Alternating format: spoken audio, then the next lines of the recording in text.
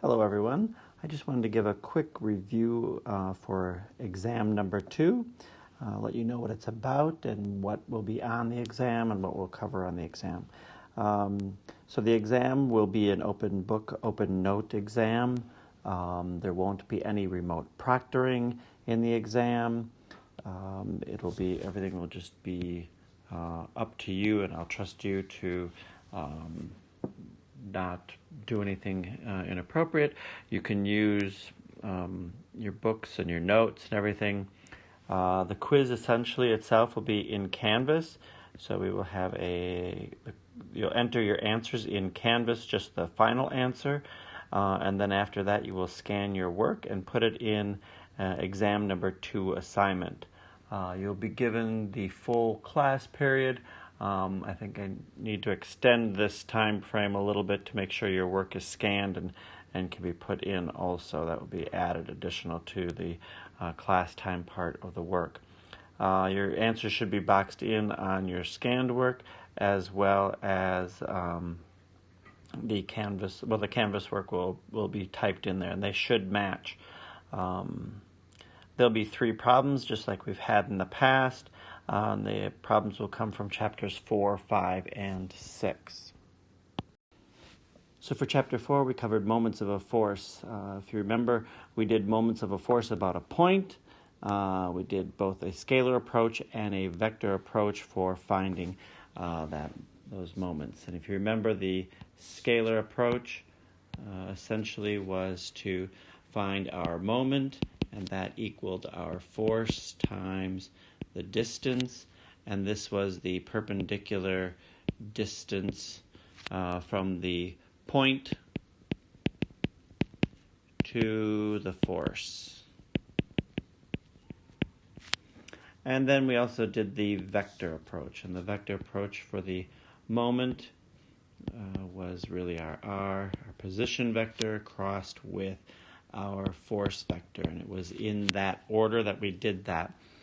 Then we found our matrix. If you remember, this came out to our matrix for this. So this M then became out to an I hat, J hat, K hat, and then we had Rx, Ry, Rz, and our force component Fx, Fy, Fz.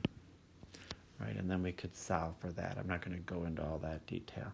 But those were the 2 approaches that we used for finding our vectors, or finding our moment about a point. The next thing that we also covered in this chapter was looking at moments of a force about a line. And this is a very important thing to learn.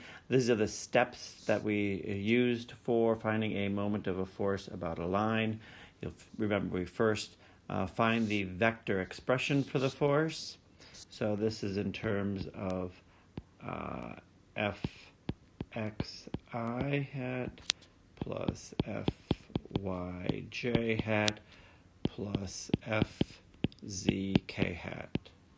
And that could be found a number of different ways. One way of finding that is to take the magnitude of the force, if it's in a rope or something, times our unit vector. Okay. And the unit vector, remember, the unit vector is equal to, a lot of times, our position vector divided by the magnitude of the position vector. All right. So once we find this force in terms of its I, J, and K, the next step was to find a position vector from some convenient point about the line P to the force's line of action. So we may have something here where we have some coordinate system, X, Y, and Z, and then we have some line on here that we want to know the moment of this force, and we may have some force out here, right?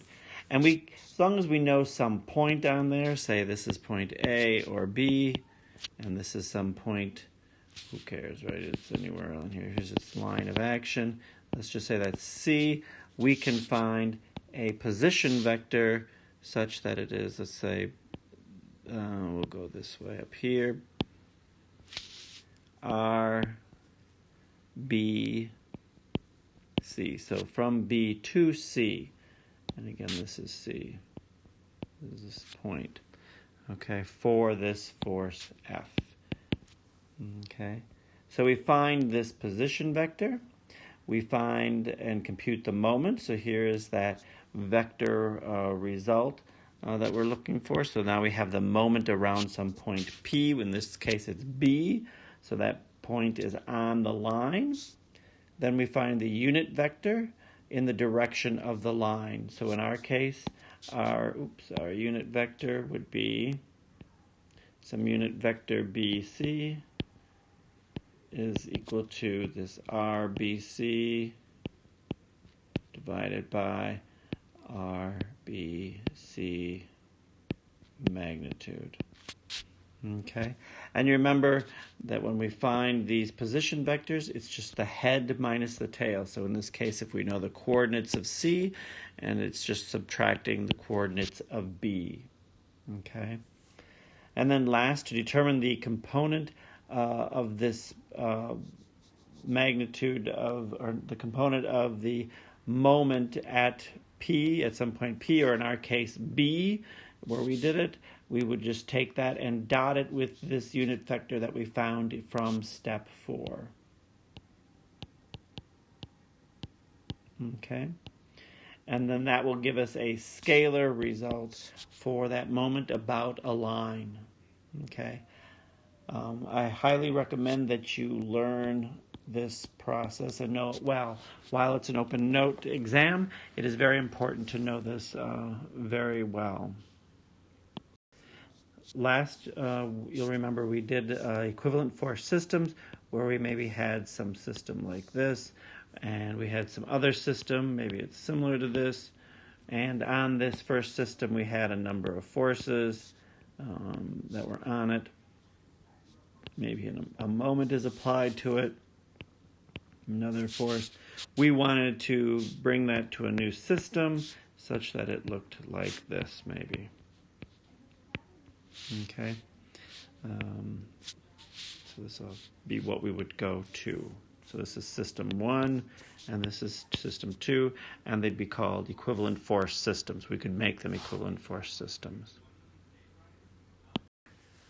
Next, we checked chapter 5, and chapter 5 was about equilibrium of bodies, and the first thing we did was we really talked about knowing our support reactions.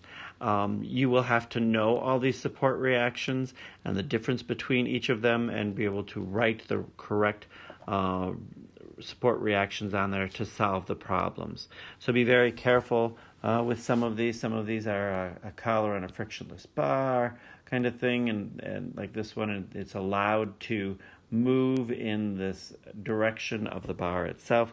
Think of what the force is doing or what's resisting it. Anything that's resisting some motion, that is a reaction force, right? If I'm pushing down on this part here, it has an equal force pushing back up, and it's always normal to that surface, normal or being perpendicular. Anytime we have a cable or a wire or a linkage, it's always essentially a two-force member, and it's in line with that. We also had pins. Connections only have forces in the X and Y direction. There are no moments, and everyone knows by now that that's a big pet peeve of mine. Make sure you don't have any moments for a pin connection. Then we have a built-in clamp, or it's just a built-in type system.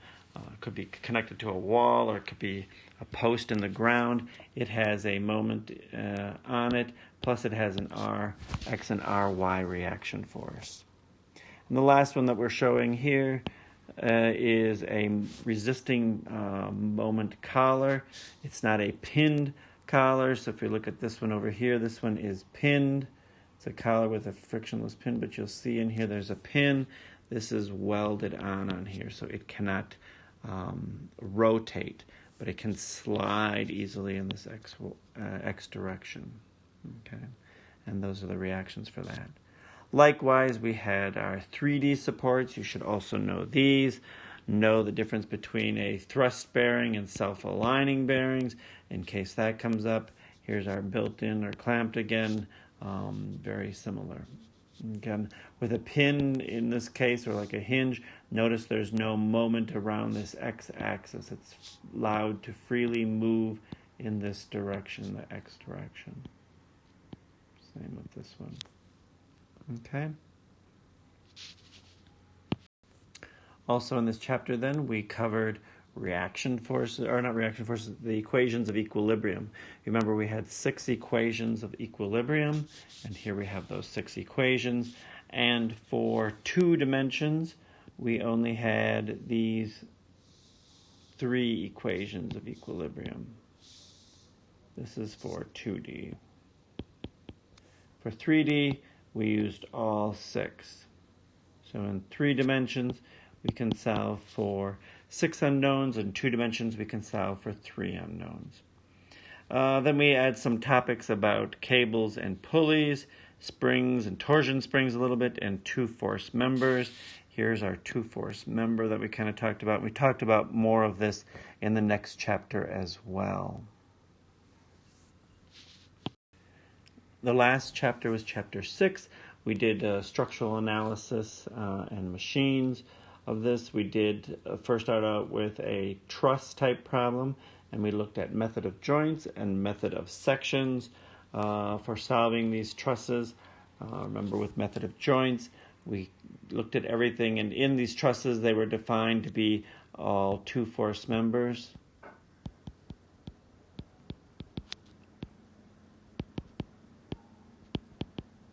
And we had in there, of course, some truss type system.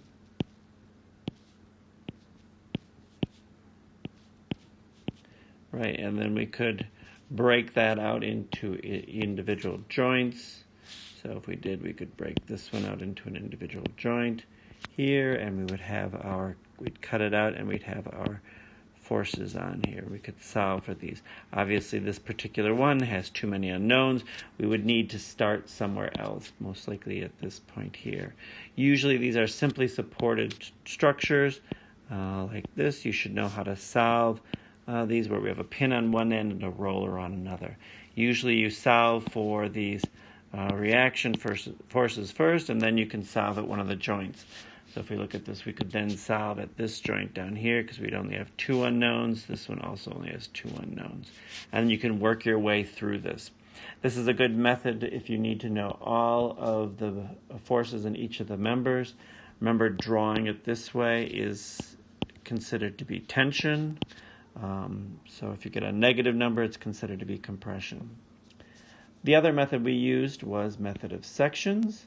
And that method, we would cut. We'd do some cut through the structure if we wanted to know just what the forces were on one of these members, like this member here. Okay. And in the exam, I wouldn't care if you used either one. I will not specify which one you need to do. Then we went into space trusses or 3D trusses. Essentially, the same methods could be used there as method of joints and method of sections. And last, we looked at frames and machines. And with frames and machines, you should be able to know how to take them apart and solve for the different forces. So let's take a look at this particular example. I'm going to just draw this member AB and then add in its forces, right? We have this force coming here, which is our 10 kilonewtons at some 3, 4, 5 triangle. We have, of course, an AX, AY, and a moment. It's a built-in system. And then at B what we have is a pin. So we want to draw BX, BY. I'm going to, for this example, I'm going to replace this and just put in just an equivalent force here of F in our case. So if I do that, then I have this other section over here. I need to draw my rocker or roller is at C, so that's Cy. I have this force F. And then at B, it's very important to note that these are equal and opposite. So usually I will draw one of them as positive on one side, like I did on the left-hand side here. And these two are positive, and then the other piece will have negative values for it. Okay, so let's recap real quickly of what the exam will be about. Again, there will be 3 problems. There will be some extra credit problems on there. This particular exam may not have one of the extra problems be on there from the book, only because it is an open note, open book exam. And because it is that, I still highly recommend that you study hard. I wouldn't rely on the book or the notes much. You should know these things as much as possible. If we look at Chapter 4, some things I would like to highlight, I will tell you right now, I would especially know this, how to find a moment of a force about a line. That will be, and I guarantee you, will be on the exam, so make sure you know how to do that. Because that also covers how to find a moment about a force, or about a point and anything like that. Equivalent force systems, you may see something about that. In Chapter 5, I would highly recommend knowing your reaction forces or having those tables available for you to look at very quickly, because there will be some problem that has these types of reaction forces on them. And also you should know your 2 force members. Last was Chapter 6. What I would like to highlight there is that I typically have some truss type problem. That's pretty much a given. So please expect a truss problem. You can use method of joints or method of sections. I don't care. Also kind of look for 0 force members. I didn't bring that up in this section here, but we did have 0 force members, which were easy to find.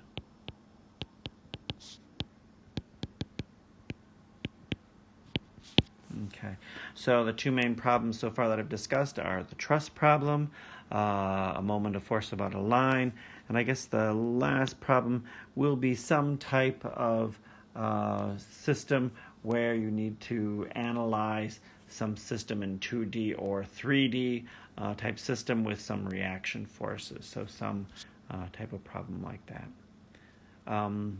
If you have questions, please let me know, and I will get back with you. Thanks.